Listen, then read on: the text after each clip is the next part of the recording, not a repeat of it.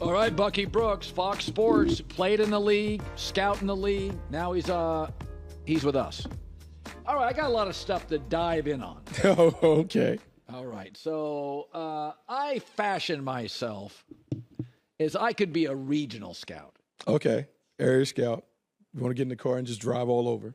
No, I don't want to do it. Oh. I just fashioned myself as capable of doing it. Okay. I can't be a scouting director. I'm busy. Oh. Okay. I got cocktails. I can't watch. I can't watch. Footage of Purdue. I got things to do. Okay. Okay. So here's my thing.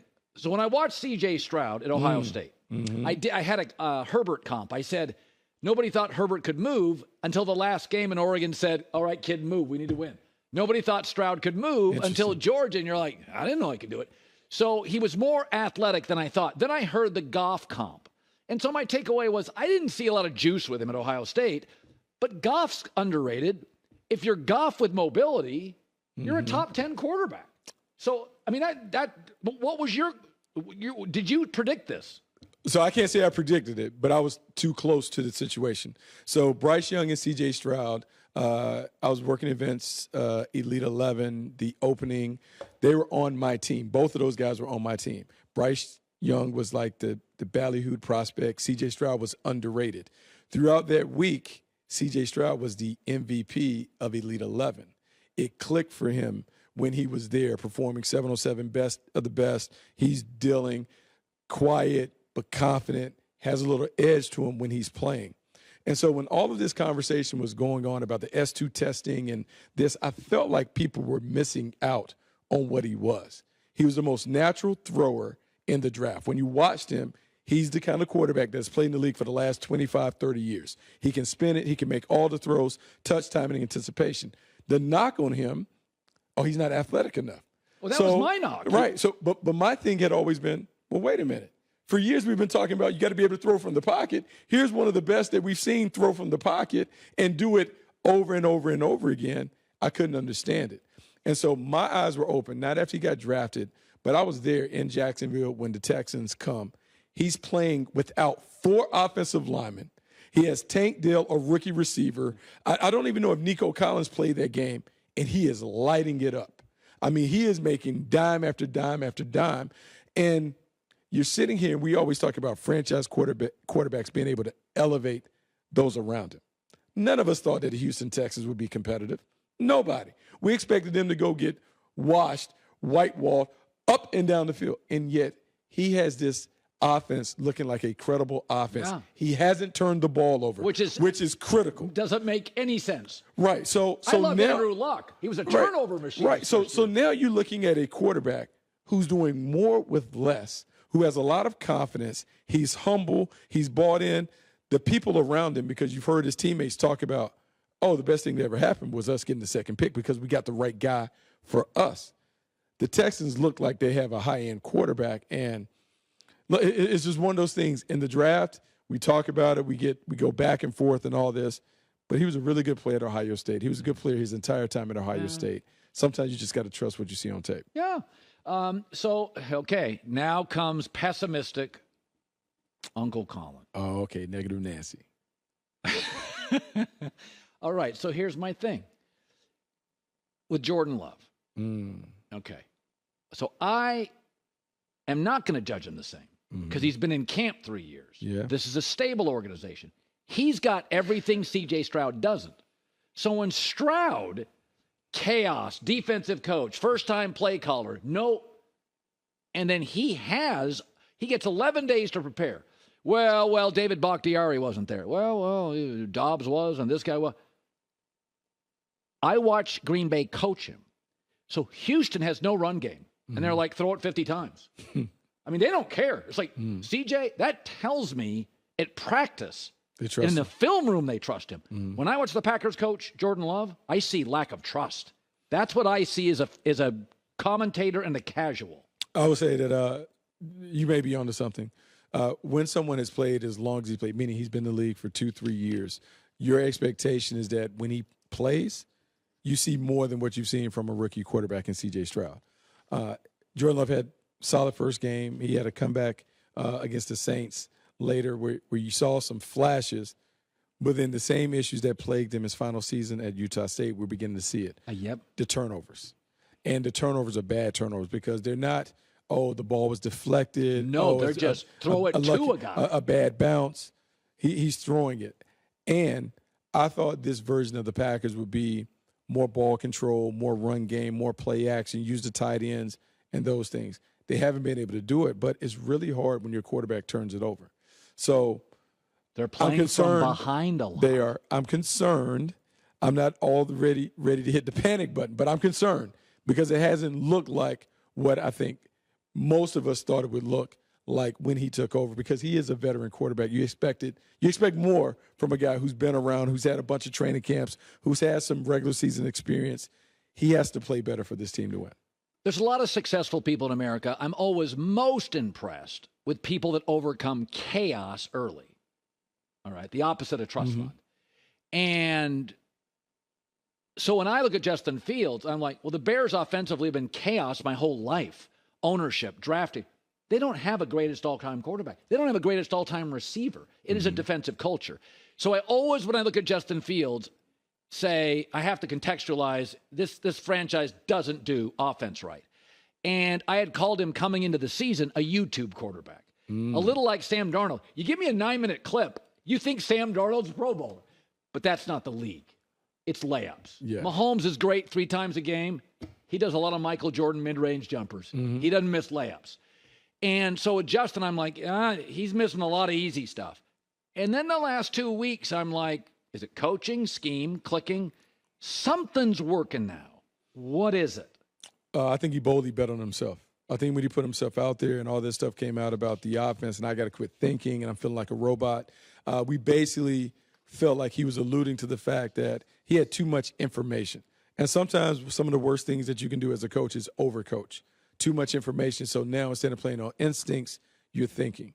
This was a guy who was, he was a really good high school player, played really well at Ohio State. He was a guy who had MLB aspirations, was a really good baseball player. So he has A-level talent. Oh, I mean, he fills out the uniform. He has A-level talent. He has skills. He has tools. He has those things. For whatever reason, the scheme, the system, it wasn't working for him. And I still would say that I don't know if the system and the scheme is the right fit. I don't know if the coaching staff is the right fit for him, but he's talented enough. The problem that he has is he's up against the clock. Because right now the Bears are holding the top 2 picks in the draft. They have 2 quarterbacks that are coming in, Caleb Williams and Drake May. And so no matter how good Justin Fields looks, he has to be a better player than what we project Caleb Williams and Drake May to be at the next level. And so he not only has to build on these strong performances, man, he has to dazzle us to the point that for the second year in a row, the Chicago Bears would bypass a quarterback. That is hard to do. If they finish up there where they're in range to get a top quarterback, to bypass a quarterback back-to-back years, it means Justin Fields has to show and convince you that he is going to be special. Well, and also, if you pass that quarterback up, that means within a year you have to pay Justin, who has been to this point C-. So I think there's almost, so I would trade one of the picks down and just get a boatload. This is going to be the rare, you could get 2 first, multiple seconds, because I think their roster needs that. Their defense doesn't have a lot of personnel. Right. So I would trade one of them. But the question is, I almost make this argument. As an owner, I would be a non-meddling owner. But I would think you'd have to go to the GM and just say, listen, trade one of them. You have to. But the other thing is, there's only 2 ways to win Super Bowls. You either have a Mahomes-level great guy, there's 6 of them, or have a talented rookie on a rookie contract. Yeah, so either way. So if you get Drake May, even if he's not as good as you think, I get 4 years of freebie. I'm getting closer to having to pay Justin. Yeah. So there's an argument that it's not just his play. If you don't think he's Mahomes, Herbert, you have to move off him, just the structure of the cap and how it works. I think more teams are going to have to think like that. Because now look at the New York Giants. They paid Daniel Jones $40 million. And Daniel Jones is not Mahomes-like in any way, shape, or form. And so you're stuck as an albatross around the franchise's neck. So for Justin Fields, you talk about, it's not just him saying, hey, I'm a good player, look at me, I can do it. Is he a great player? It's him versus how much you have to pay him versus what you could do with the picks, with building it up. And everyone is looking at the San Francisco 49ers. Hey, you can take them to task for what they did with Trey Lance. Doesn't matter, because what they have is Brock Purdy, who's the perfect point guard in that offense. But you look at the rest of the team, they may have the best tackle in football in Trent Williams. You can say they have the best offensive weapon in Christian McCaffrey. You can talk about George Kittle being the best tight end in the game. They have a lot of best. Nick Bosa being the best passer. There are a lot of the number ones at their respective positions playing with the rookie quarterback. So you can pay all those guys. Bucky, I was saying this. If you had Dak playing for them, you could not have made the Christian McCaffrey move, and you couldn't keep both those linebackers. No. And you also couldn't have gotten Hargrave from Philly. So if you take the D lineman, one of your linebackers, and Christian off, that's a good roster. Yes. It's not this. To me, then let's talk that. I think the Niners roster, when Seattle didn't have to pay Russ for 3 years, 4 years, when Max Unger was the 9th best Seahawk and he was a Pro Bowl center, that was a Pro Bowl. They could have beaten Pro Bowl teams.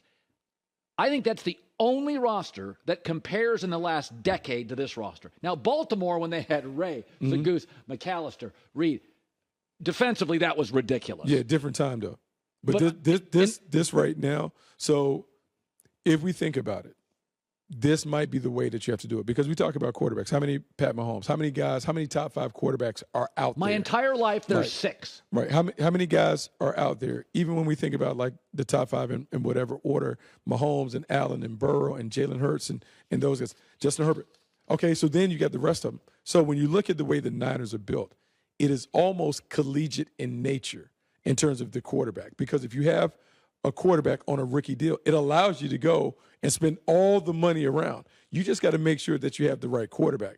The problem that the Niners will have down the line is, how much do you value Brock Purdy? And what are you willing to pay Brock Purdy? Because the more he wins, the more you got to pay him. His representatives are going to say, hey, look, he's a $50 million quarterback. But when you pay him $50 million, you no longer can give him the luxury items that are around him. Here's the thing. I'll tell you elite. Lamar's elite. Explosiveness. Herbert's size and arm. Allen. Jalen Hurts. I can see special. I think Brock Purdy's good. Doesn't have a huge arm. Doesn't move like Allen. So I don't think it's that hard to deduce. Brock Purdy's good. I'm not sure he's very good. He's good. There's no question he's good. But there's Trevor Lawrence. I mean, I saw him make throws last week in London. Dude, I could hear him through the TV. Oh, he's super talented. He's super talented. I think there's 6 guys, 7. They are. So the thing about Brock Purdy, and if I'm his representatives, you come back like, oh, okay, well, we've seen you try and do this without him. We saw, like, the roster's so talented. You had Trey Lance. It didn't look like this. You've had other guys, Jimmy Garoppolo. It kind of looked, but it didn't look like this. And so that's the thing. What is the secret sauce behind Brock Purdy? That's what every NFL executive, that's what they're studying, because people want to know, how has he been able, as Mr. Irrelevant, to come in the league in that situation, have success? Yes, Kyle Shanahan and the system and those things, but you also have to give Purdy credit for being able to do what he's been able to do as a player that came in, look, 7th round pick, to have this offense looking like that is impressive. Good stuff, my friend. Thanks, man. Fox Sports NFL analyst. Great way to close today. Hi, everybody. Thanks for watching. Subscribe here to get the latest from the show. Also, be sure to check out more of the best clips from The Herd, or go watch a few segments from other shows on FS1.